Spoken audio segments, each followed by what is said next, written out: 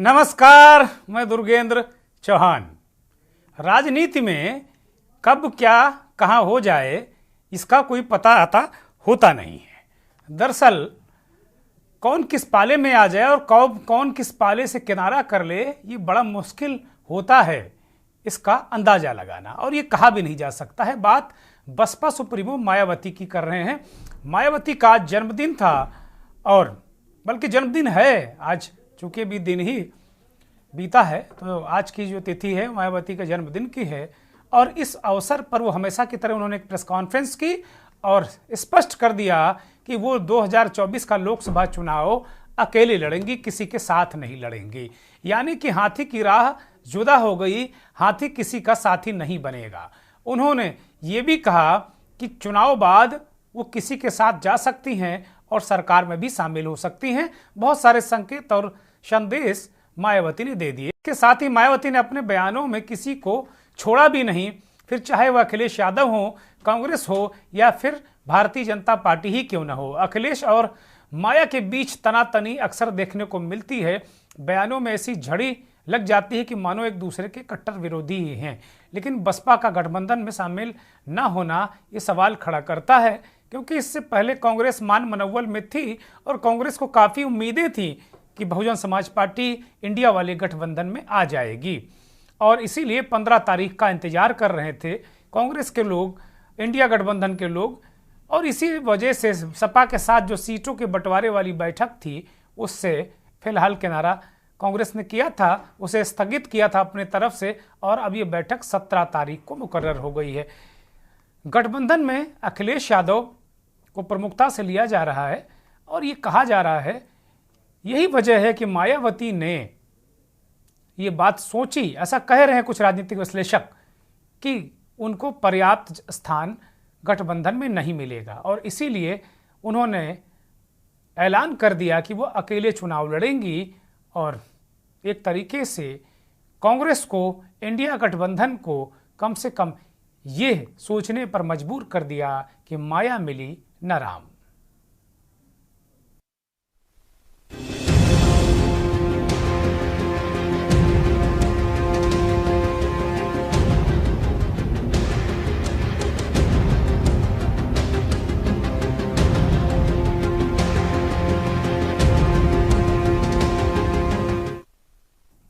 उत्तर प्रदेश की 80 लोकसभा सीटों में मायावती की बड़ी भूमिका है, और देश की वो सबसे बड़ी दलित नेता हैं, इसमें कहीं कोई संदेह है नहीं।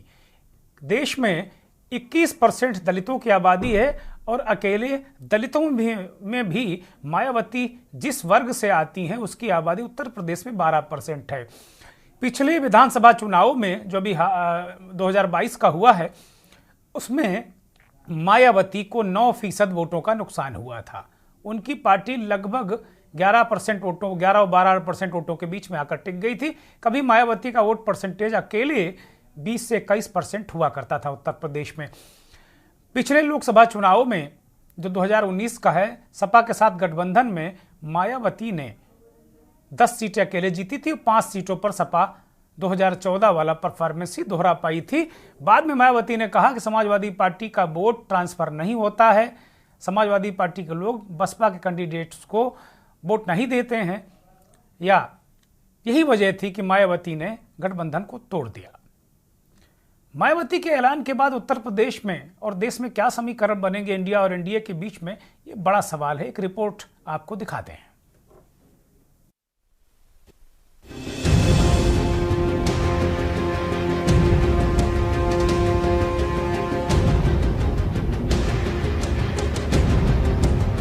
जैसे जैसे लोकसभा चुनाव नजदीक आ रहा है, राजनीतिक दलों में हलचलें तो तेज हैं ही, वैसे वैसे उतार चढ़ाव भी देखने को मिल रहा है। अब बसपा सुप्रीमो मायावती को ही आप ले लीजिए। अभी तक ये कयास लगाया जा रहा था कि मायावती गठबंधन में शामिल होंगी और लोकसभा चुनाव एकजुट होकर लड़ेंगी, लेकिन बसपा सुप्रीमो ने तो अलायंस को भी झटका दे दिया है। तमाम उम्मीदों और आस को माया ने किनारे लगा दिया है।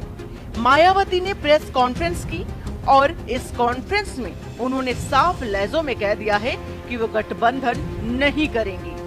गठबंधन करने से उनका वोट बैंक कम हो जाता है। और क्या कहा है बसपा सुप्रीमो ने, आपको भी सुना देते हैं।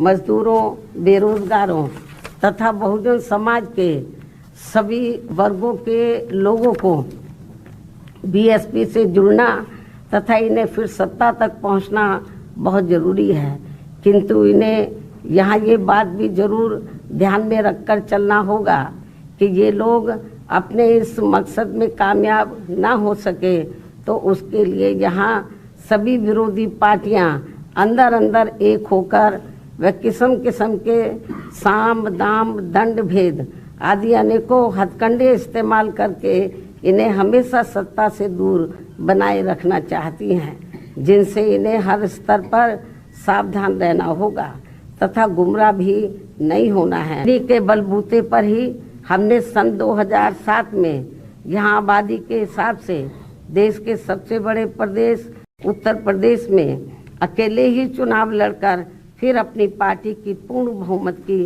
सरकार भी बनाई थी। इसलिए अपने इस अनुभव को भी खास ध्यान में रखकर हमारी पार्टी लोकसभा के ये आम चुनाव अकेले ही लड़ेगी तथा देश की जातिवादी, पूंजीवादी, संकीर्ण व सांप्रदायिक सोच रखने वाली सभी विरोधी पार्टियों से अपनी दूरी बना के रखेगी। अर्थात हमारी पार्टी यहाँ किसी भी गठबंधन व पार्टी के साथ मिलकर ये चुनाव नहीं लड़ेगी। यहाँ मैं ये भी कहना चाहूँगी कि हमारी पार्टी गठबंधन न करके अकेले ही चुनाव इसलिए लड़ती है क्योंकि इस पार्टी का सर्वोच्च नेतृत्व एक दलित के हाथ में है, जिनके प्रति अधिकांश पार्टियों की जातिवादी मानसिकता अभी तक भी नहीं बदली है। यही मुख्य वजह है कि गठबंधन करके चुनाव लड़ने में बीएसपी का वोट तो गठबंधन से जुड़ी पार्टी को पूरा चला जाता है, लेकिन उनका अपना बेस वोट वह विशेषकर अपर कास्ट समाज का वोट बीएसपी को ट्रांसफर नहीं हो पाता है। हालांकि मायावती को मनाने और अपने पाले में लाने की कोशिश कांग्रेस की ओर से भरसक की गई। नतीजतन आखिरी समय तक कांग्रेस यही कहती रही कि मायावती गठबंधन के साथ है, लेकिन माया के बयान ने पार्टी को कहीं न कहीं आहत तो जरूर किया है। मैं बहन कुमारी मायावती जी को उनके जन्मदिन पर सबसे पहले शुभकामनाएं और बधाई देता हूं कि वो स्वस्थ और दीर्घायु हों। लेकिन आज उनके जन्मदिन पर जो उन्होंने घोषणा की है कि वो चुनाव अकेले लड़ेंगी, तो ये इस प्रदेश के दलित समाज के, इस प्रदेश के युवाओं किसानों की भावनाओं के विपरीत है। जो बहुजन समाज पार्टी के कार्यकर्ता हैं उनकी भावनाओं के विपरीत है। और जितने भी उत्तर प्रदेश के लोग हैं उन सब की मंशा के विपरीत है, क्योंकि सभी इस बात को जानते हैं कि भारतीय जनता पार्टी को इंडिया गठबंधन हराने जा रहा है। इंडिया गठबंधन लगातार जनता के मुद्दों पर आवाज उठा रहा है, लड़ाई लड़ रहा है। जो भारतीय जनता पार्टी तानाशाही कर रही है उसके खिलाफ लड़ाई लड़ रहा है। तो बहन कुमारी मायावती जी का ये निर्णय बहुत ही निराशाजनक है और खास तौर से बहुजन समाज पार्टी के कार्यकर्ता बहुत इससे निराश हैं। उत्तर प्रदेश के जो दलित वर्ग के लोग हैं, पिछड़े हैं, युवा किसान और खास तौर से महिलाएं काफी इस निर्णय से निराश हैं। मुझे लगता है कि बहन कुमारी मायावती जी को इस पर एक बार पुनर्विचार करने की आवश्यकता है। लेकिन अखिलेश यादव से नाराज मायावती की ये भड़ासी थी जो प्रेस कॉन्फ्रेंस के दौरान निकलकर सामने आई। इससे पहले अखिलेश यादव ने मायावती को लेकर क्या कुछ कहा था, ये भी आपको सुनाते हैं। क्या अगर मायावती इस गठबंधन में जुड़ती है तो ये इंडिया गठबंधन के लिए फायदा होगा या नहीं होगा? उसके बाद का भरोसा आप दिलाओगे? बाद का भरोसा आप में से कौन दिलाएगा?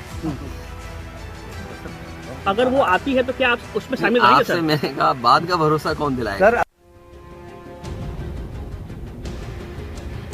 मायावती के बयानों से लग रहा था कि 2019 के लोकसभा चुनाव में अनुमान के मुताबिक वोट न मिलने से उनका भरोसा गठबंधन के प्रति कहीं न कहीं डिगा हुआ है। साथ ही समय समय पर अखिलेश यादव के बयानों ने भी आग में घी डालने का काम किया है। सवाल ये है कि मायावती के किनारा कर लेने से गठबंधन अब अपनी ताकत बढ़ाने के लिए किसे विकल्प के तौर पर चुनती है। वंदना पांडे, स्पेशल डेस्क, के न्यूज इंडिया। तो सवाल यही है कि मायावती, अखिलेश यादव ने कहा कि गठबंधन के बाद की गारंटी कौन लेगा। पत्रकारों से कहा कि आप लेंगे क्या। बहन जी ने किस्सा ही खत्म कर दिया, कहा लो हम गठबंधन ही नहीं करते, बाद में ही बात कर लेंगे। उन्होंने कहा भी कि अब हम जो भी गठबंधन करेंगे, किसकी सरकार में शामिल होंगे नहीं होंगे, ये बात की बात है। अखिलेश यादव को भी मायावती का करारा जवाब है, कांग्रेस को, बहन जी के कार्यकर्ताओं को भले निराशा हुई हो ना हुई हो, लेकिन कांग्रेस जरूर ये अपनी निराशा जाहिर कर रही है कि वो बहुत निराश है और वो कार्यकर्ताओं की आड़ ले रही है। अब सवाल यही है कि माया मिली न राम, सबसे बड़ा सवाल यह है। और खासतौर पर गठबंधन का जो मुख्य किरदार है कांग्रेस पार्टी, उसके लिए ये उत्तर प्रदेश में फिट बैठ रहा है। अब अखिलेश यादव कितना भाव देते हैं 17 तारीख की बैठक में उनकी पार्टी कांग्रेस पार्टी को, ये देखने वाली बात होगी। लेकिन राम मंदिर की जो प्राण प्रतिष्ठा हो रही है, उससे कांग्रेस पार्टी ने 22 तारीख को जाने से इनकार किया है, उसके शीर्ष नेताओं ने दूरी बना ली है। लेकिन उत्तर प्रदेश की यूनिट आज मकर संक्रांति के मौके पर अयोध्या गई, सरयू में डुबकी लगाई, राम राम किया और बवाल झगड़ा भी हुआ। खबर यह आई कि 2 तस्वीरें हैं, एक तरफ राम नाम की डुबकी सरयू में और दूसरी तरफ अयोध्या के स्थानीय लोगों ने कांग्रेस का झंडा छीन लिया, कार्यकर्ताओं से झंडा फाड़ने की कोशिश की या फाड़ दिया। ये 2 तस्वीरें भी बड़ी महत्वपूर्ण रही आज पॉलिटिकल जो सर्किल है कि कांग्रेस क्या असमंजस में है कि शीर्ष नेता जाते नहीं, स्थानीय यूनिट जा रही है।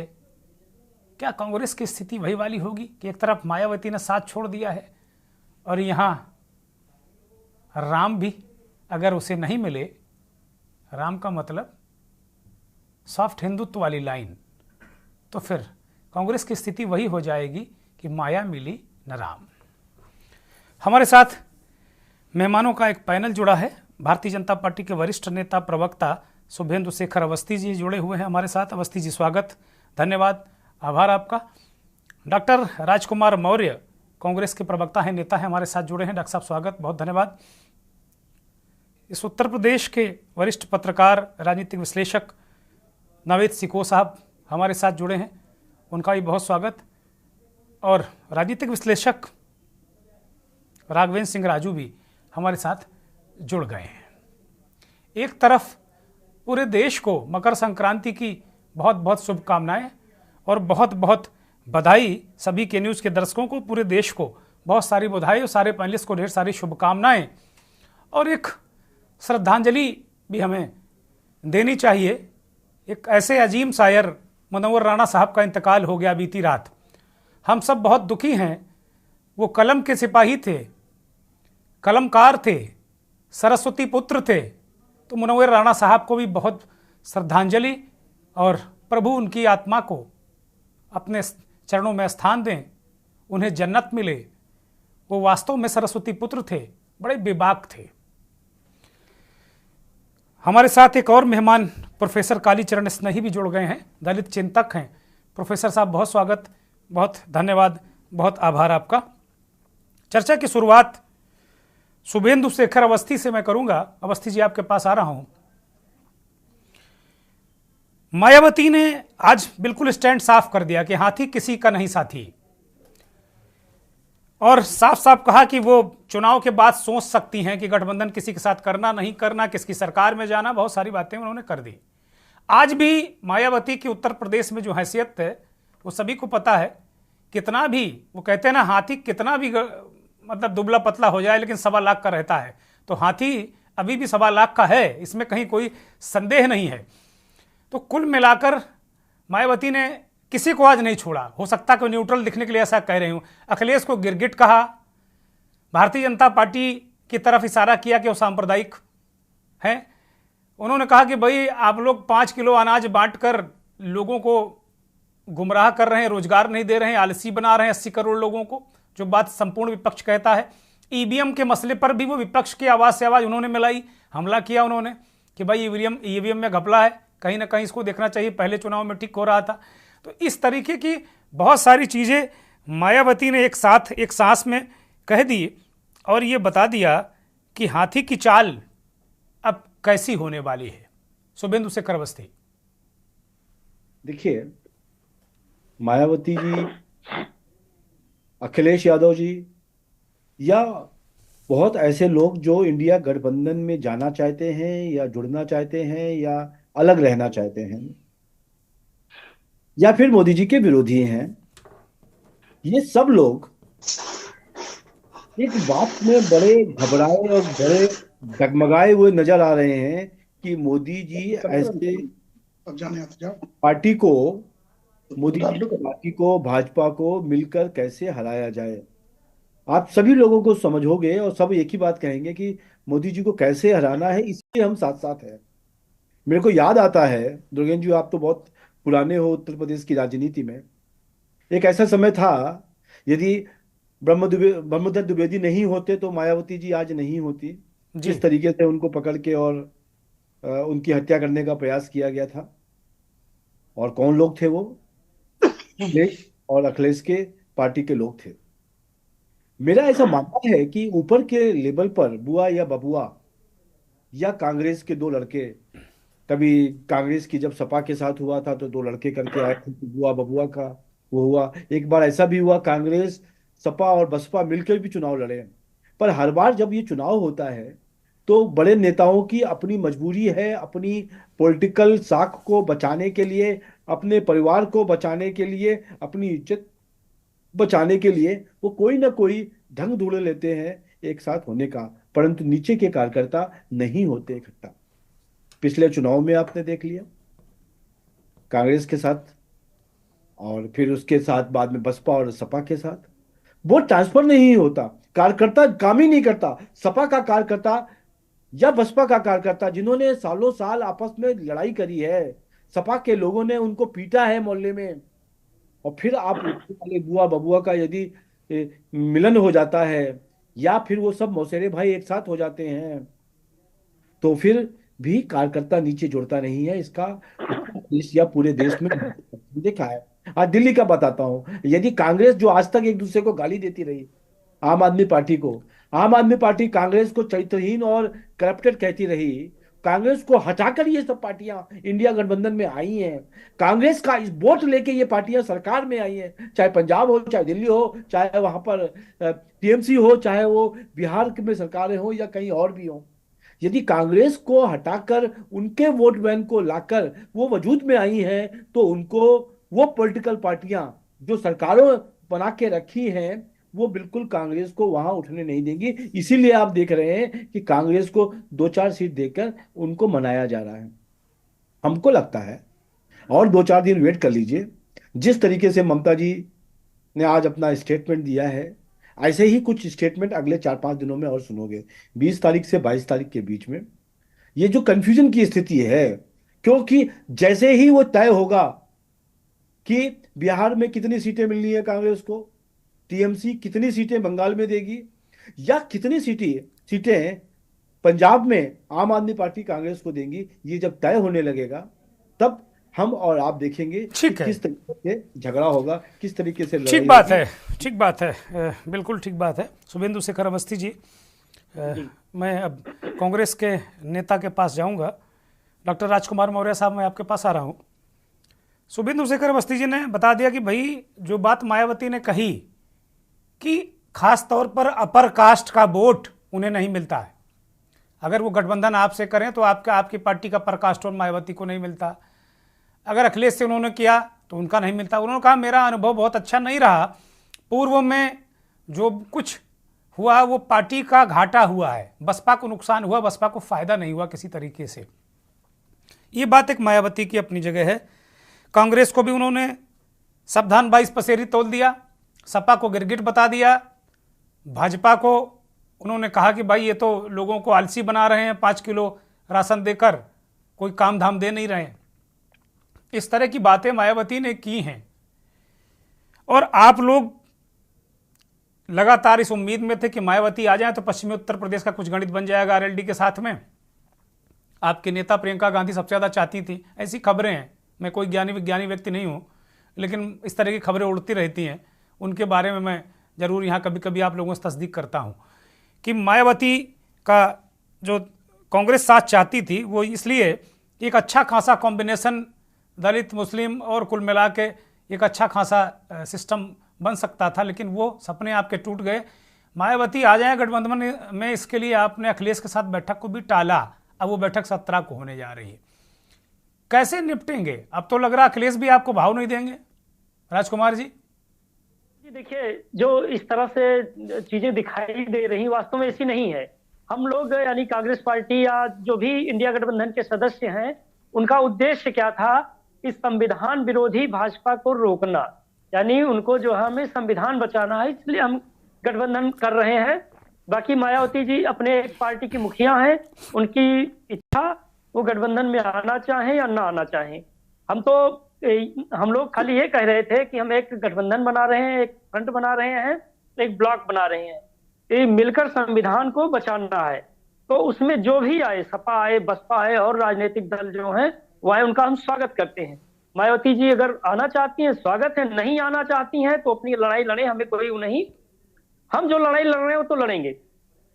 कांग्रेस पार्टी प्रमुख पार्टी है जो है भारत की, और हमेशा संविधान सम्मत ये कार्य करती रही है। मौजूदा सरकार ने जिस तरह से संविधान की अवहेलना की है वो बहुत ही निराशाजनक है।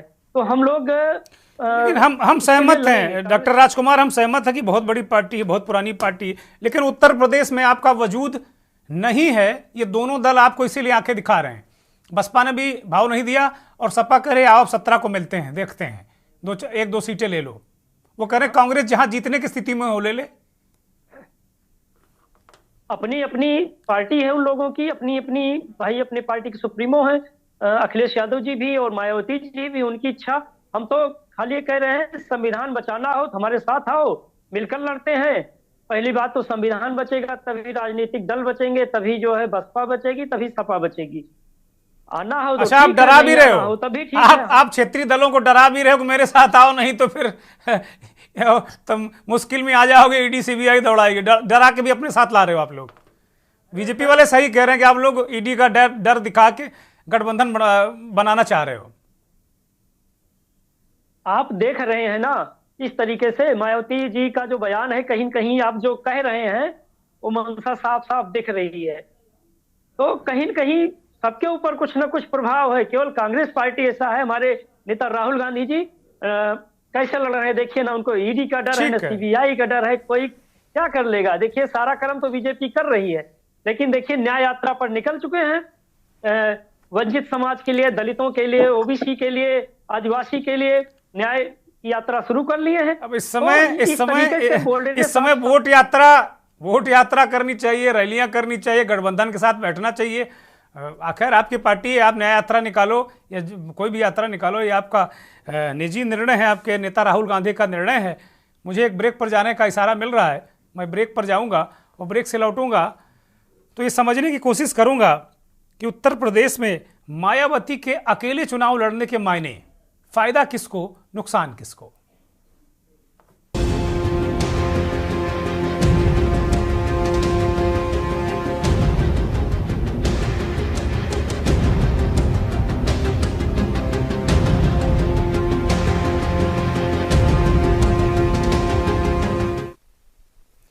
ब्रेक से लौट आए। इस बीच हमारे साथ उत्तर प्रदेश के बहुत ही वरिष्ठ पत्रकार, राजनीतिक विश्लेषक प्रमोद गोस्वामी साहब जुड़ गए हैं। गोस्वामी जी, बहुत स्वागत, बहुत धन्यवाद, बहुत आभार आपका वक्त देने के लिए के न्यूज़ को। रुक करेंगे प्रोफेसर कालीचरण स्नेही की तरफ, दलित चिंतक हैं। स्नेही जी, आपकी तरफ मुखातिब हूँ। मायावती जी क्या सोच रही होंगी, क्या उनके मन में चल रहा होगा जो उन्होंने कहा कि अकेला चलो रे, हाथी किसी का साथी नहीं, अकेला चलेगा। लेकिन अपने अपने तरीके से सब इसको बता रहे हैं। मायावती के चुनाव अकेले लड़ने के मायने, किसको फायदा किसको नुकसान, अपने अपने विश्लेषण हैं। लेकिन क्या मायावती के पास अभी भी वो जनाधार है क्या पिछली बार जब वो सपा के साथ लड़ी थी तो 10 सीटें जीत पाई थी, उससे पहले 14 में उनके पास एको सीट नहीं थी। तो दलितों के अंदर मायावती को लेकर किस तरीके की बातचीत होती है? क्या चीज वो अभी वही नजरिया है पुराना वाला, मान्यवर काशीराम के वक्त वाला, या नजरिया बदला है? क्योंकि इस तरीके की खबरें तमाम जो स्टैटिस्टिशियन हैं वो देते रहते हैं कि बहुत सारा जो वोट है, 4-5% जो दलित वोट है वो बीएसपी वाला बीजेपी की तरफ चला गया, ऐसा बताया जाता है। अभी परसेप्शन है कि हकीकत है? जरा इस पर प्रकाश डालिए स्नेही जी। देखिए, आपके चैनल के माध्यम से मैं बहन जी को उनके बर्थडे पर बधाई देता हूं और आपने मुझे शामिल किया, इसके लिए मैं आपके प्रति भी आभार व्यक्त करता हूं। देखिए, सबसे बड़ी बात यह है कि बहन जी इस समय जब अपना जन्मदिन मना रही हैं तो अपना उत्तराधिकारी भी घोषित कर चुकी हैं आकाश आनंद जी को, और उन्होंने निश्चय ही जो निर्णय लेती हैं, जिस तरह का स्टेटमेंट देती हैं, बहुत सोच समझ के देती हैं, क्योंकि वो मजी हुई राजनीतिज्ञ हैं। उन पर जो है उन्हें निश्चय ही पता है कि हमें पार्टी के लिए क्या करना है, दलितों के लिए क्या करना है, संविधान बचाने के लिए क्या करना है। असल में संविधान कौन बचाएगा और कौन सत्ता में पहुंचने की उसमें है, जल्दी में है। संविधान बचाने के लिए जो भी जिस तरह का भी उपाय हो सकता है, जिस तरह की भी मेहनत परिश्रम हो सकता है, बहन जी करेंगी। लेकिन ये सही बात है कि अब चूंकि थोड़ा बदला बदला माहौल जरूर नजर आ रहा है। बहन जी चौथी बार जब मुख्यमंत्री बनी हैं तो ये कह करके आई थी कि सवर्णों का सर्वजन हिताय का नारा दे करके आई थी, लेकिन आज उन्होंने स्पष्ट कहा है कि सवर्णों का वोट भी हमें नहीं मिलता है। ये उन्होंने जो लाइन ली है, ये पहले वाली लाइन लग रही है जो कांसीराम साहब की लाइन थी कि मतलब जो है हमारा वोट बैंक अलग है, जो अति पिछड़े हैं, अति दलित हैं, बहुजन लोग हैं, उनके बीच में उन्होंने अपनी पैठ बनाई थी और एक तरह से सवर्णों के वोट को पूरी तरह नजरअंदाज कर दिया था। जिस तरह से भाजपा ने अल्पसंख्यकों के वोटों को नजरअंदाज कर रखा है, इसी तरह से कर दिया था। लेकिन बीच में जिस तरह से स्टेप बढ़ा और बहन जी चौथी बार जब मुख्यमंत्री बनी तो उन्होंने सबको जोड़ने की कोशिश की। जोड़ने के बाद सत्ता में तो आई, ये सही बात है, किसने कितना सहयोग किया, निश्चय ही सहयोग हुआ था, तभी जाकर के परिस्थितियां बनी कि बहन जी बहुमत के साथ सरकार में आई थी। लेकिन फिर चुनाव में परिणाम बदला, तो निश्चय ही अपने अनुभव से सीखते हैं और उन्होंने जो निर्णय लिया, देखिए असल में यह है कि गठबंधन जब आप करने जा रहे हैं, इसके पहले तो पूछा नहीं। गठबंधन जब हो रहा था तब जाकर के नीतीश जी और सबका चॉइस दी जा रही थी कि भाई इन्होंने बड़ी पहल की है, ममता जी ने ये किया है, वो किया है, सब किया है, लेकिन बहन जी को दरकिनार कर रखा था। लेकिन कांग्रेस एक बड़ी पार्टी है और बड़े समझदार लोग हर पार्टी में होते हैं, उनके यहाँ भी एक से एक समझदार लोग हैं। उन्होंने देखा है गठबंधन हम खड़ा कर रहे हैं, लेकिन यदि भाजपा से हमें लड़ाई लेना है और स्वाभाविक रूप में इतनी सशक्त पार्टी जब सामने हो तो बिना बीएसपी के समर्थन के ये काम नहीं हो सकता है। ये सही बात है, इसमें यह भी सही बात है, आपको एक ध्यान होगा, पहले बीएसपी का नारा हुआ करता था। मानवर कांसीराम साहब जब कांग्रेस को हटाया था तो कहते थे कि भाई हम चुनाव जीतने के लिए नहीं लड़ रहे हैं, हम चुनाव इसलिए लड़ रहे हैं कि जो जीतते रहे उनको हराने के लिए। तो ये तो पक्का है कि यदि बीएसपी को नुकसान होगा, इसमें सही बात है, लेकिन गठबंधन को भी भारी नुकसान होगा और एक जगह नहीं 3-4 राज्यों में सीधा नुकसान होगा, जिसमें मध्य प्रदेश, आपका उत्तर प्रदेश तो स्वाभाविक रूप में है ही, और पंजाब। तो फायदा फिर बीजेपी को होगा प्रोफेसर कालीचरण, फिर फायदा बीजेपी को होगा। मायावती पर जो आरोप लगता है कि बीजेपी को फायदा पहुंचाने के लिए वो उनके सुटेबल कैंडिडेट खड़ी करती हैं, तो फिर वो फायदा होगा कि भैया बीजेपी के साथ में चले गए। बदली हुई परिस्थितियों में 24 का चुनाव महत्वपूर्ण चुनाव होने जा रहा है और बहन जी बदली हुई रणनीति के साथ इसमें प्रवेश कर रही हैं। उन्होंने जाकर के अपने कुछ जो कोर उनका वोटर है उसको मुखातिब हो रही हैं, उसकी ओर जा रही हैं, कार्यकर्ताओं को। लेकिन सवाल ये है प्रोफेसर कालीचरण, सवाल ये है कि कोर वोट की तरफ मुखातिब होना चाहती हैं वो। बहुत महत्वपूर्ण बातें दो आपने कही, इस चर्चा को आपने नई दिशा दी। आपने कहा कि मायावती पुराने वाले जो काशीराम जी का नारा है उस पर वो आना चाहती हैं।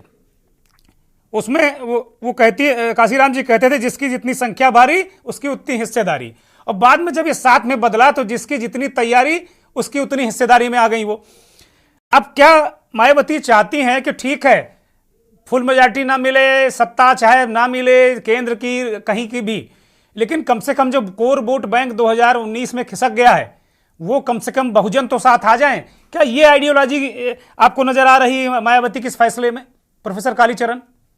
जब वोट प्रतिशत बढ़ेगा तो सीटों में भी कन्वर्ट होगा हर बार। अच्छा, सबसे बड़ी बात जो है, जो कि आपने स्वयं अपने में कही है, उन्होंने महत्वपूर्ण बात ईवीएम को भी मुद्दा उठाया।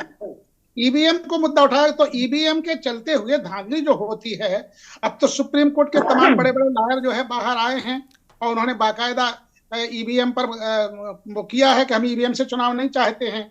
और तमाम जो गठबंधन ने भी लिख करके चुनाव आयोग को दूसरी बार भी दिया है कि ईवीएम के रहते हुए चुनाव निष्पक्ष नहीं हो सकते हैं। ठीक बात है। तो ईवीएम, अब देखिए, ईवीएम के रहते हुए आप ये नहीं मान सकते हैं कि बीएसपी की जो स्थिति हुई है वो उनके मतदाताओं ने कराई है। ईवीएम इसमें मुख्य फैक्टर है। जब जिसको चाहती है ईवीएम आगे कर देती है। अब यही देखिए कि जाकर के उत्तर प्रदेश के चुनाव में बहन जी के पार्टी को 1 पर ला देती है और उसके पहले बहन जी को लोकसभा में 10 सीट ले आती है। इसको क्या कहोगे? और ये 45 पर 111 में पहुंच जाते हैं। तो कभी किसी को आगे बढ़ा देना, कभी किसी को पीछे कर देना, ये सारा खेल है और ये जनता में आ चुका है। तो ईवीएम का मुद्दा बहन जी ने जो उठाया है, ये बहुत महत्वपूर्ण मुद्दा है। ईवीएम के रहते हुए सही पता ही नहीं चल पा रहा है कि वोट किसको कितना मिल रहा है। ये सब ईवीएम का जो खेल है, इसको बहुत मुद्दे के साथ उठाया जा रहा है। तो बहन जी साथ में ये कह रही हैं कि यदि निष्पक्ष चुनाव हो। प्रोफेसर कालीचरण, मैं आपको रोक रहा हूं, मैं नवेद सिको की तरफ जाऊंगा। नवेद भाई, मायावती का ये स्टैंड, इसको लेकर क्या आप राय रखते हैं? और दूसरी बात, प्रोफेसर कालीचरण ने जो बहुत महत्वपूर्ण बात कही, उन्होंने कहा जिस तरीके से भारतीय जनता पार्टी अल्पसंख्यकों के वोट की दरकार उसको नहीं है, उसी तरीके से मायावती एक बार फिर आ गई हैं अपने जो कोर वोट की तरफ। वो कह रहे हैं कि अपर कास्ट का वोट हमें नहीं मिलता। जबकि 2007 में हाथी ने शंख बजाया, बिल्कुल ब्राह्मण ने शंख बजाया और हाथी दौड़ा दौड़ा चला आया, पीछे पीछे दौड़ा, और फिर पार्टी का क्या हश्र हुआ स्नेही जी ने खुद ही बता दिया। तो क्या जो दो इन्होंने बाइफरकेट किया, एक तरफ भाजपा है, उसको अल्पसंख्यकों का वोट नहीं चाहिए, और अब मायावती का जो कोर एजेंडा दिख रहा है कि उसे बस बहुजन का ही वोट चाहिए, क्योंकि वो कह रहे हैं कि भैया हमें तो मिलता ही नहीं, ठाकुर बामन बनिया का वोट मिलता ही नहीं। जी, किससे सवाल पूछा आपने? आपसे। अच्छा जी, बिल्कुल। देखिए, दो चीजें हैं। मायावती के आज के बयान और आज की प्रेस कॉन्फ्रेंस को लेकर एक चीज क्लियर हो गई कि अब वो गठबंधन के साथ नहीं आएगी। पिछले कई महीनों से ये कयास लगाए जा रहे थे और इंडिया गठबंधन बाकायदा कोशिश कर रहा था कि मायावती इंडिया गठबंधन में आ जाए, क्योंकि मुकाबला बहुत मुश्किल है। खासतौर से उत्तर प्रदेश में भाजपा से लड़ना बहुत कठिन बात है। इसलिए इंडिया गठबंधन चाहता रहा, खासतौर से कांग्रेस चाहती थी कि बसपा आ जाए, और उसने एक डेडलाइन तय कर ली थी। लगातार मायावती कम से कम 1 दर्जन बार कह चुकी हम किसी गठबंधन में नहीं जाएंगे, समय समय पर। जैसे धारावाहिक नहीं आते हैं फिक्शन के, हर 15 दिन के बाद, हर हफ्ते के बाद पहले आते थे, वैसे मायावती हर 15 दिन के बाद एक प्रेस कॉन्फ्रेंस करती थी और मुख्यतः ये बात कहती थी कि हम किसी गठबंधन में नहीं आएंगे। उसके बाद भी हम लोग कयास लगाते थे, इंडिया गठबंधन के नेता कहते थे कि बहन जी आएंगी आएंगी आएंगी लगातार। और डेडलाइन तय की गई 15 जनवरी। अंदाजा लगाया गया कि 15 जनवरी से आचार संहिता की डेट यानी नोटिफिकेशन की डेट थोड़ी नजदीक आ जाएगी। दूसरी बात, उनका जन्मदिन होता है, वो कोई खास घोषणा करती है, हो सकता है कि इस दिन, और ये माना गया डेडलाइन है, अगर इस दिन पे ही ये मना कर देती है तो फिर हम आज छोड़ देंगे। ये कांग्रेसियों का मानना था और वो ये कह भी रहे थे कि हम कोशिश कर रहे हैं। उनसे बड़ी सकारात्मक बातचीत चल रही है, लगातार हाईकमान के नेताओं से बहन जी की बातचीत हो रही है और वो आ सकती हैं, क्योंकि उनके पास भी कोई दूसरा रास्ता है नहीं। एनडीए में वो जा नहीं सकती। कारण ये है कि एनडीए के पास में सीट है ही नहीं, और बहन जी को वो सीट कहां से देंगे। और वैसे भी उसको, बीजेपी को लगता है ये हमारे लिए फायदेमंद है। ये परसेप्शन है, एक ये माहौल है जो लोग कहते हैं। दूसरी बात ये कि आज ये तय हो गया कि बहन जी, उन्होंने फाइनली कह दिया कि हम नहीं जाएंगे, यानी इंडिया गठबंधन के साथ वो नहीं जाएंगे, किसी गठबंधन के साथ नहीं जाएंगे। लेकिन आज मेरी कई लोगों से बातचीत हुई, कांग्रेस के कुछ नेताओं में कांग्रेस के एक धड़े को अभी भी उम्मीद है कि आने वाले समय में जब नोटिफिकेशन की डेट बहुत नजदीक आ जाएगी तो वो पलट के इंडिया गठबंधन में, अभी भी एक आशा की किरण कांग्रेस के पास अभी भी है। जबकि ये बात तय थी कि 15 जनवरी डेडलाइन है, 15 जनवरी के बाद में हम उम्मीद भी नहीं करेंगे, कोशिश भी नहीं करेंगे, क्योंकि चुनाव का समय कम है, सीट शेयरिंग की बात होनी है, इतना बड़ा गठबंधन है, इतने सारे दल हैं, और कब तक इंतजार करेंगे। लेकिन अभी भी उम्मीद है और यह अंदाजा लगाया जा रहा है कि 15, 20, 25 दिन के बाद अभी भी मायावती कुछ ना कुछ पलट कर सकती हैं, उलट पुलट कर सकती हैं, और वो अपने बयान के विपरीत इंडिया गठबंधन में आ सकती है। एक चीज ये। दूसरी बात ये, देखिए दो पहलू होते हैं, मैं हर चीज के दो पहलू सामने रखूंगा। एक तो ये कि एक डेडलाइन थी, अब उम्मीद खत्म हो गई। दूसरी तरफ एक खबर ये आ रही है कि अभी भी कांग्रेस को उम्मीद है कि कुछ दिनों के बाद, क्योंकि उनके बारे में कहा जाता है कि उनको बड़ा डर लगता है एजेंसियों से, हालांकि डर नहीं लगना चाहिए। क्यों डर लगता है? पूर्व मुख्यमंत्री रही है, उनके पास पैसा बहुत है। लोग कहते हैं, आरोप लगाने वाले कहते हैं कि जितने भी पूर्व मुख्यमंत्री रहे हैं उत्तर प्रदेश में, उसमें सबसे ज्यादा पैसा उनके पास और उनके परिवार के पास है। और मायावती को यह डर लगता है कि जब तमाम पूरे देश में ऑपरेशंस बीजेपी के चल रहे हैं, तो कहीं मायावती जी की जांच तेज ना हो जाए। ये डर बार बार दोहराया जाता है। लेकिन दूसरा पहलू यह है कि मायावती के खिलाफ अगर जांच होती है तो उनकी ताकत बढ़ जाएगी।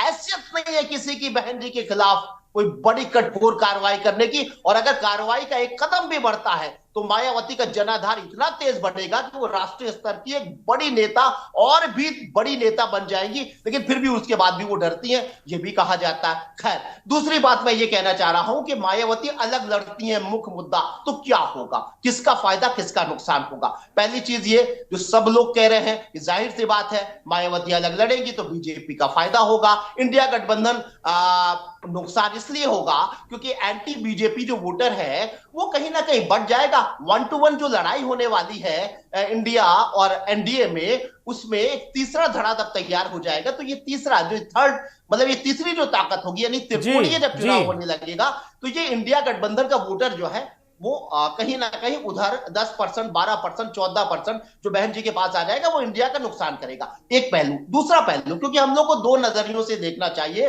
कयास जब लगाए रहे तो दो तरह के लगाएं, सब चीजें तो कयासी होते हैं। दूसरा पहलू ये कि सबसे पहले तो हम, ये मेरा अपना व्यक्तिगत मानना है कि हम ये नहीं मानते हैं पूरे तरीके से। ये तलवार की धार है, दो धारी तलवार है, और दोनों को नुकसान मायावती पहुंचा सकती है अकेले लड़के। एक तो इंडिया गठबंधन को नुकसान पहुंचा सकती है क्योंकि एंटी बीजेपी वोटर इनके पास जितना भी आएगा वो इंडिया गठबंधन का नुकसान होगा। दूसरा ये कि वो बीजेपी यानी एनडीए को भी नुकसान पहुंचा सकती है। कैसे? जैसा कि अभी चर्चा हो रही थी कि अब उनको तलाश है अपने कोर वोटर की, दलित वोटर जो बीजेपी के पास जाते हैं उसको खींचने की कोशिश कर रही है। दूसरी बात यह है कि जब इंडिया गठबंधन से अलग होकर ये लड़ेगी तो एक जो माहौल है पूरे देश में मायावती के बारे में, मायावती विरोधियों ने जो पैदा किया है, तमाम लोग विश्लेषक कहते हैं, तमाम एक्सपर्ट्स कहते हैं कि ये बी टीम है, बीजेपी को जिताना चाहती है, बीजेपी से डरी हुई है, ये बीजेपी के खिलाफ ताकत दिखा ही नहीं सकती है, ना इन्होंने दिखाई, ना इन्होंने विपक्ष की कोई मजबूत भूमिका निभाई अब तक पिछले 9 सालों में। तो सबसे बड़ी बात तो ये है कि मायावती के बारे में ये माहौल पैदा हो गया है, और भी तेज ये माहौल हो जाएगा कि इंडिया गठबंधन बना बीजेपी को हराने के लिए, लेकिन बहन जी अलग इसलिए हो गई क्योंकि बीजेपी का फायदा हो। तो मुसलमान वोट जो है, मुस्लिम समाज जो है, अब वो 80 सीटों पर भी गुड्डू जमाली अगर खड़ा कर देंगी तो 80 वोट भी मुसलमानों के नहीं मिलेंगे। मैंने ये मुस्लिम समाज के बीच इस बात को महसूस किया है, क्योंकि मुस्लिम समाज बहुत जागरूक हो गया है, वोट के अपने समाज के बंटवारे से बचना चाहता है, उसके अंदर एक जागरूकता आ गई है। और बहन जी के बारे में ये माहौल और भी तेज हो जाएगा कि ये बीजेपी को जिताने के लिए अलग लड़ रही है।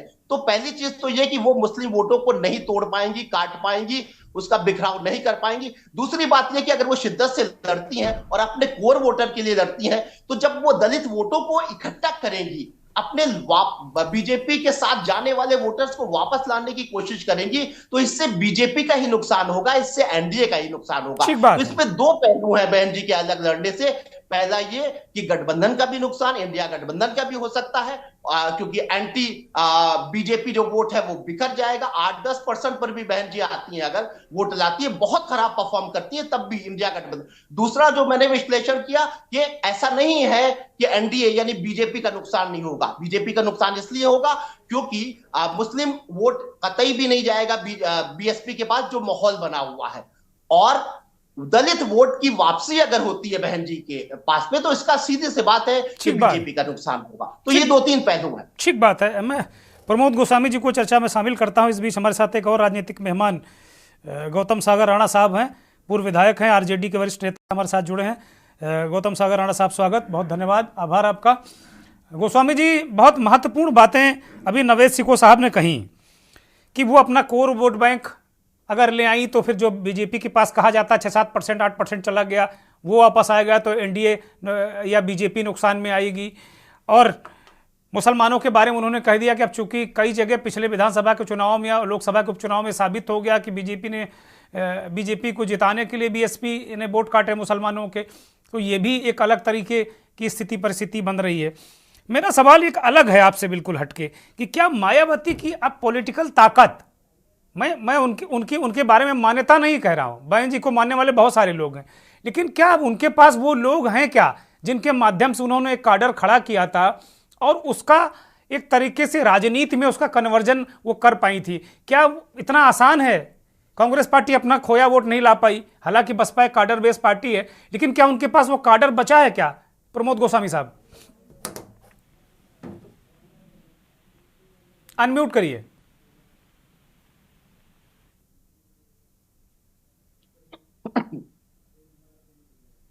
हम आपको सुन नहीं पा रहे हैं गोस्वामी जी, अनम्यूट करिए। हेलो, हाँ बोलिए, आवाज आ रही है? बोलिए। हाँ, निश्चित रूप से दुर्गेश जी, एक महत्वपूर्ण सवाल यही है कि मायावती जी पूरी तरीके से बड़ी दुविधा में है। उनके कुछ समझ में नहीं आ रहा कि हम क्या करें क्या ना करें, एक बात। दूसरी बात, जहां तक मेरा अपना अनुभव है, Mayawati ji most unpredictable politicians में से एक हैं। उनके बारे में आप कुछ भी नहीं कह सकते हैं कि वो कब क्या करेंगी या उनका अपना क्या आगे की रणनीति होगी। जहां तक जो आपने बात करी कि उनका वोट बैंक, निश्चित रूप से उनके पास जो काशीराम जी ने वोट बैंक तैयार किया था या दलितों को जोड़ा था, वो बिखर गया है। उनके जो उस समय के लोग थे वो उनके पास एक भी नहीं बचे हैं जिनका अपना एक प्रभाव था, जिन्होंने उसमें मेहनत करके अपने DS4 और ये सब चीजें ला के जब वो उनके साथ जुड़े हैं या वोट बैंक को जो उन्होंने जोड़ा था वो अब उनके पास बिखर गया। भारतीय जनता पार्टी ने उसमें सबसे ज्यादा डेंट किया है।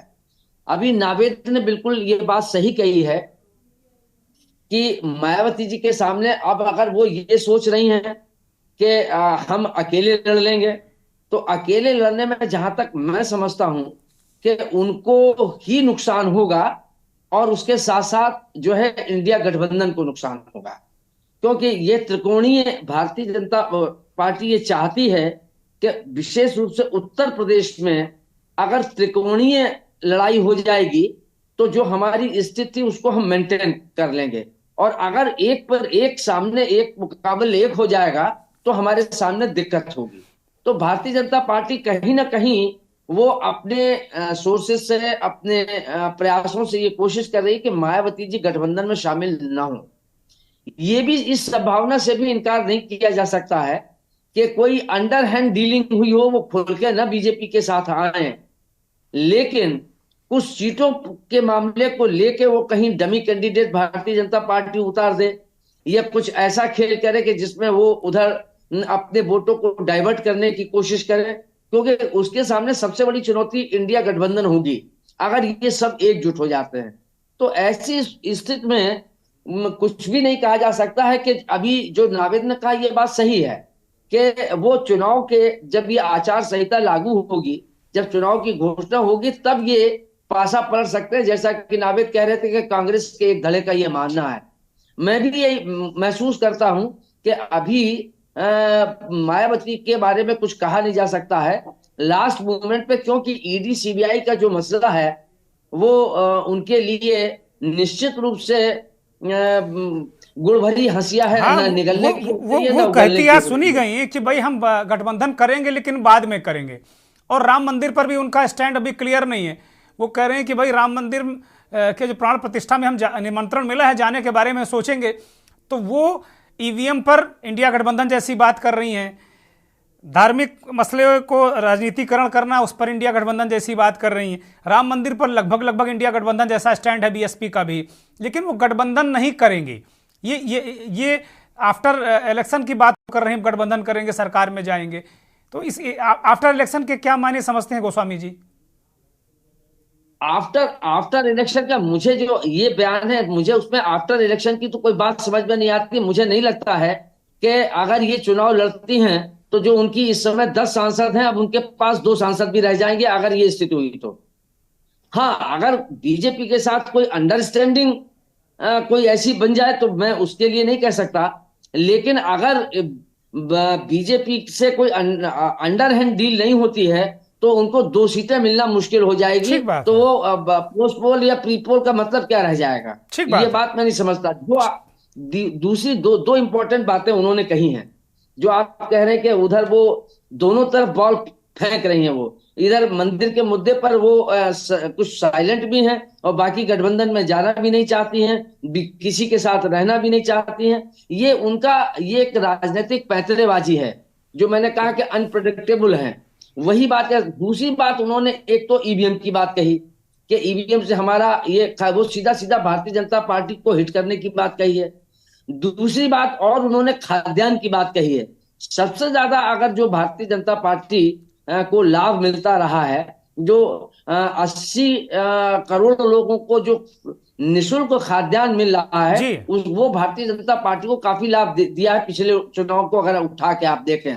और उसमें सबसे ज्यादा जो अति दलित और दलित जो गरीब है उसको ये लाभ मिल रहा है। तो वो भी एक बड़ा कारण है कि जो मायावती जी को एक डर पैदा कर रहा है कि इससे हमारा वोट बैंक दरका है और आने वाले समय में कहीं ऐसी स्थिति न हो जाए कि हमारा सारा वोट बैंक खसक जाए, ये संभावना है। हाँ, इसीलिए शायद वो सवाल उठा रहे हैं कि भाई मुफ्त में अनाज मत दो, फ्री ब्रीज देकर आपने मुफ्तखोर बना दिया, लोगों को रोजगार नहीं दे रहे हो। ये बड़ा सवाल है। गौतम सागर राणा के पास जाते हैं। गठबंधन का प्रमुख घटक है आरजेडी और गौतम सागर राणा जेडीयू में भी रह चुके हैं, पुराने 77 में जेल भी जा चुके हैं, पुराने क्रांतिकारी हैं। गौतम सागर राणा साहब, एक तो आपको बहुत बधाई कि आप आरजेडी में आ गए, मुझे अभी सूचना हमारे साथियों ने दी, बहुत आपको शुभकामनाएं। दूसरी बात यह है कि बसपा के उत्तर प्रदेश में खासतौर पर सबसे ज़्यादा सीटें हैं और इसका असर अन्य राज्यों में भी पड़ता है। मायावती की इस रुख को आप किस तरह देखते हैं? गौतम सागर राणा साहब, संपर्क टूट गया है। मैं राघवेंद्र राजू के पास जाऊंगा। राघवेंद्र राजू जी, अभी गोस्वामी जी ने जो चर्चा की कि भाई मायावती ने अपने कोर वोट बैंक को एड्रेस किया, दलितों को, शोषितों को, पीड़ितों को, कि भाई उनको 5 किलो अनाज देके यही जिम्मेदारी नहीं है, उनको गुमराह किया जा रहा है, ऐसी कुछ बातें उन्होंने की हैं। और अभी कालीचरण साहब ने कहा कि बसपा अपने कोर वोट बैंक में आना चाहती है। बसपा की पॉलिटिक्स को आप कैसे देख रहे हैं? बिल्कुल निर्छीर विवेकी तरीके से, थोड़ा शीघ्रता करेंगे तो अच्छा रहेगा। दुर्गेंद्र जी, आपने देखा है कि मायावती जी के जन्मदिन पर अक्सर वो घोषणाएं करती रही। आपने 1993 की जिस स्टेट घटनाकांड का शुभेंद्र अवस्थी जी ने जिक्र किया था कि 24 साल बाद ये गठबंधन एक जगह आया स्टेट गैस साउथ कांड के बाद, और उस समय जब मुलायम सिंह की सरकार बनी थी और उसके कुछ ही दिन बाद मायावती जी ने समर्थन 1995 में वापस लिया और कल्याण सिंह जी के साथ गठबंधन करके सरकार बना दी। 6 महीने में ही उन्होंने 10 अक्टूबर 1997 में जब कल्याण सिंह का गठन तय हुआ तो 6 महीने सरकार चलाएंगे। तो आपने देखा हो कि 10 अक्टूबर 1997 में कल्याण सिंह जी की सरकार को उन्होंने गिरा दिया। और यह पहला दृश्य ऐसा नहीं है। 1999 में अटल बिहारी वाजपेयी जी को पूरा भरोसा था कि बहन मायावती जी उनका साथ देगी, लेकिन आपने देखा सदन में चर्चा के दौरान विश्वास मत पर उन्होंने स्पष्ट कर दिया कि हम इनके साथ नहीं। जहां तक अखिलेश ने जो आपने अभी वीडियो मुझे दिखाया, उन्होंने कहा कि चुनाव के बाद, तो उनका जो इशारा था कि चुनाव के बाद बसपा का एक ट्रेंड क्या होगा। आप जाहिर देख लीजिए कि लोकसभा चुनाव में 10 सीटें बसपा जीती, 19.26% करीब वोट उनको मिला और 17.96% करीब वोट मिला सपा को और 1.67% आरएलडी को वोट मिला। दुर्गेंद्र जी, आपने देखा हो कि समय पर समीकरण बनाने के लिए जो आज 28 दलों का गठबंधन बना है, इसमें 7 ऐसे दल हैं कि जो कहीं ना कहीं कांग्रेस से ही टूट के बने। तो राजनीति में जो जाति समीकरणों का खेल है वो उत्तर प्रदेश बिहार में ज्यादा है। लेकिन आपने देखा हो कि अभी 5 राज्यों के चुनाव में जाति प्रेरित राजनीति हो रही थी, प्रधानमंत्री जी लगातार अटैक करते रहे कि हमारे लिए जाति क्या है, हमारे लिए जाति बेरोजगार युवा है, हमारे लिए जाति महिलाएं हैं, हमारे लिए जाति किसान है। तो उन्होंने एकदम पैटर्न बदल दिया, जाति हमारे लिए राष्ट्र है। तो उन्होंने राष्ट्र से लेकर ये और वर्तमान में जो स्थितियां दिख रही है प्रभु श्री राम को लेकर के, आपको शायद नारा याद हो कि जब उस समय सरकार मुलायम सिंह जी के साथ बनी थी तो नारा लगा था कि मुलायम काशी राम, हवा में उड़ गए जय श्री राम। और ये नारा तमाम बदलते रहे कि तिलक तराजू और तलवार, इनके मारो जूते चार, हंसी नहीं गणेश है, ब्रह्मा विष्णु महेश है। तो जहां तक अपर कास्ट की बात है, आज भी लोग मान के चलते हैं कि मायावती जी के पास में सबसे बड़े चाणक्य हैं सतीश मिश्र जी। उनको हो सकता है कि बहनजी पे करो, उन्हें मुख्यमंत्री ने घोषित कर दे। उनके दिमाग में क्या चल रहा है? अभी उन्होंने, पहले लोग जानते थे कांसीराम जी के समय में ये राष्ट्रीय उपाध्यक्ष बलराम जी जो है वो उनके उत्तराधिकारी बनेंगे, और ये एक तरीके से तय था। लेकिन ठीक है राघवेंद्र जी, चूंकि अब ज्यादा वक्त नहीं है, मैं लौटूंगा आपके पास में। शुभेंदु जी को चर्चा में फिर से शामिल करता हूं। शुभेंदु जी, अभी ज्यादातर जो विश्लेषक हैं वो कह रहे हैं कि भाई आप चाहते हैं कि सीधी सीधी लड़ाई ना हो, अगर सीधी लड़ाई मोर्चे से हो गई तो आप मुश्किल में आ जाएंगे, तो आपके लिए तो फायदा ही है, मायावती जी अलग लड़ रही हैं तो। लेकिन दूसरा पहलू नवेद सिकोह ने जैसा बताया कि अगर वो कोर वोट में वो कह रहे हैं कि अपर कास्ट का वोट नहीं मिलता, तो जाहिर सी बात है कि वो अपर कास्ट की तरफ फोकस नहीं करने वाली, वो अपने कोर वोट पर फोकस करेंगी, तो फिर आपके लिए मुश्किलें आएंगी। शुभेंदु शेखर, अनम्यूट करिए और शीघ्रता से कृपया अपना जवाब दीजिएगा, क्योंकि मेरे पास अब वक्त केवल 1.5 मिनट का है। भारतीय जनता पार्टी का अपना एक फिक्स वोट है, और वो फिक्स वोट किसी भी समीकरण के किसी भी समय पर चेंज नहीं हुआ है। वो लगभग 40% से ज्यादा है इस हिंदी भाषी क्षेत्रों में। मेरा मानना है कि हमने काम किया है, और भारतीय जनता पार्टी और मोदी जी का काम का जो इस समय पर स्टेचर है, विपक्ष में कोई भी ऐसा व्यक्ति नहीं है तो मोदी जी के स्टेचर पे कोई थोड़ा सा पास में भी आता हो। और इसीलिए इन सब लोगों का एक ही नारा है कि मोदी जी को हटाओ, और शायद इस नारे से ही हमको फायदा मिलेगा कि सबकी लड़ाई मोदी जी को हटाने के लिए है, और मोदी जी के पास तक कोई नहीं है। हमको लगता है आने वाले समय पर हम ठीक बात है। कांग्रेस के नेता जवाब दें, वो कह रहे हैं आप लोगों का नारा मोदी हटाओ, काम धाम करना नहीं, आपस में कोई समन्वय है नहीं, मोदी हटाओ, इसीलिए जनता मोदी को वोट दे रही है। आप कह रहे हो हटाओ, वो कह रहे हम लाओ, मोदी लाओ। चौहान जी, आज की जो मायावती जी की जो फैसला उन्होंने लिया है, निश्चित रूप से ऐतिहासिक रूप से बसपा के लिए बहुत बड़ी भूल साबित होगी, क्योंकि हमारा जो नारा है, यानी हमारा जो उद्देश्य है मौके पर संविधान बचाओ, तो संविधान बचाने के लिए भले ही बसपा ना आए, लेकिन उनके सारे वोटर जो कोर वोटर्स हैं उनके मन में है कहीं कहीं ये भावना है कांग्रेस के साथ क्या सब मिलकर लड़े तभी संविधान बचेगा। वो सारे कांग्रेस के पास सारे वोटर आ जाएंगे और निश्चित रूप से इसका नुकसान कहीं कहीं बसपा को होगा। ठीक है, ठीक है, आप देखते रहिए सपने। कालीचरण जी वो कह रहे हैं सारे वोट बिना प्रयास के मायावती कांग्रेस के पास चले जाएंगे। छोटी सी टिप्पणी, मेरे पास ज्यादा वक्त नहीं, प्लीज। प्रयास के नहीं, संविधान बचाने के लिए आएंगे भाई। ठीक है कालीचरण जी, वो कह रहे संविधान बचाने के लिए सारे लोग छोड़कर चले जाएंगे मायावती को। कि सामान्य वर्ग का जो वोट है वो हमें नहीं मिलेगा, क्योंकि जो परिस्थितियां इस समय जो राम मंदिर को लेकर के बनी है, अयोध्या को लेकर के बनी है, तो निश्चय ही सवर्णों का वोट भाजपा की ओर तो जाना ही है, बहुत मुश्किल में और कहीं जाएगा। तो ये तो उन्होंने जान लिया है कि जब ये वोट कांग्रेस के पास या और किसी के पास नहीं जाएगा तो हमारे पास आने का सवाल ही नहीं। तो अपने कोर वोट की ओर लौटने की उन्होंने जो मन बनाया है उससे निश्चय ही लाभ मिलेगा। हाँ, लेकिन ये मैं समझता हूँ कि अभी कहा कुछ नहीं जा सकता है। बहन जी बहुत मंजी हुई राजनीतिज्ञ हैं, वो ऐसा कदम उठाएं जिससे संविधानवादी ताकतों को सपोर्ट मिले और किसी भी तरह जो संविधान के विरोध में हैं, जो राष्ट्र को सौहार्द को नष्ट कर रहे हैं, नष्ट करने की कवायद चल रही है, उसको नुकसान ना पहुंचे। ठीक है, ठीक है, बहुत जल्दी में नवेद सिकोह मैं आपके पास आ रहा हूं। कालीचरण जी ने बहुत महत्वपूर्ण बात कही। वो कह रहे हैं कि राम मंदिर का जो प्राण प्रतिष्ठा है, जिस देश में माहौल जो राममय हो गया है, जो ज्वर है हिंदुत्व और सनातन का, एक ज्वार भाटा टाइप का आया हुआ है पूरे देश में, उसकी वजह से वो तो मिलना नहीं किसी दल को। मायावती क्या चतुर खिलाड़ी हैं क्या? वो पहले अपने स्टैंड पर आ गए कि ना हमें डिफेंस खेलना है। ये बात बिल्कुल सही है। देखिए, मैं बहुत कम समय में बहुत इंपॉर्टेंट बातें कहना चाहता हूं। जो खबर ये है कि ये बात सच है कि बसपा का जो कैडर है, जो सांसद थे, जो नेता थे, जमीनी नेता, सब जा चुके हैं, सबको पता है। सारे नेता जा चुके हैं, 10% उनके पास बचे हुए हैं, सांसद लगभग जा चुके हैं, उनके जो जमीनी नेता थे वो सब छोड़ चुके हैं बसपा के। अब बसपा बची कितनी? थोड़ी सी बची है। जो थोड़ी सी बची है, आज के फैसले के बाद वहां खलबली मच गई है, बगावत मच गई है।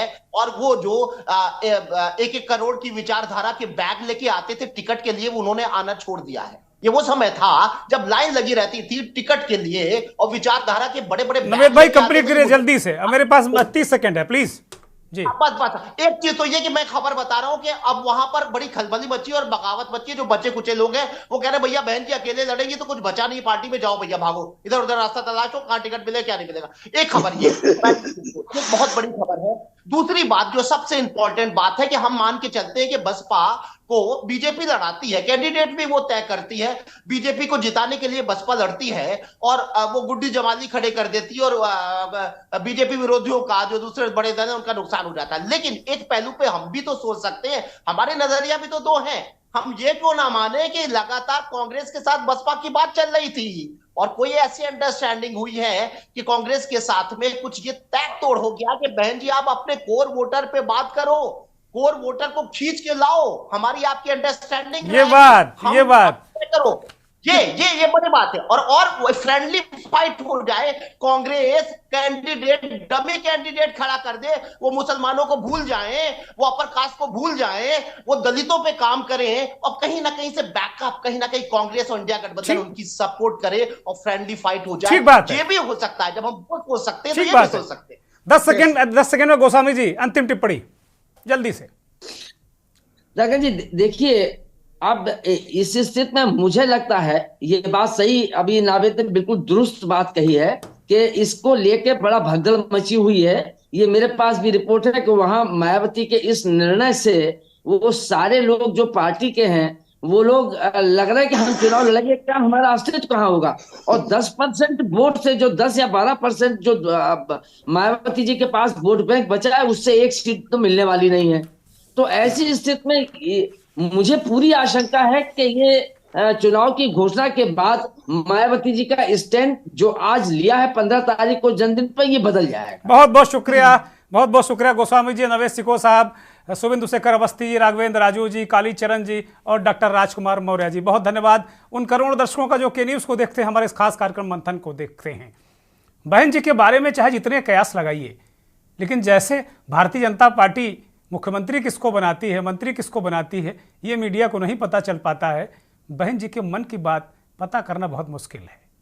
अभी भी लोग उम्मीद लगाए हैं कि शायद बहन जी पलट जाएं, खास तौर पर कांग्रेस। लेकिन बहन जी हैं, वो कैसे, उनका हाथी किस करवट बैठता है, ये बहन जी ही जानती हैं। बहुत बहुत धन्यवाद, नमस्कार।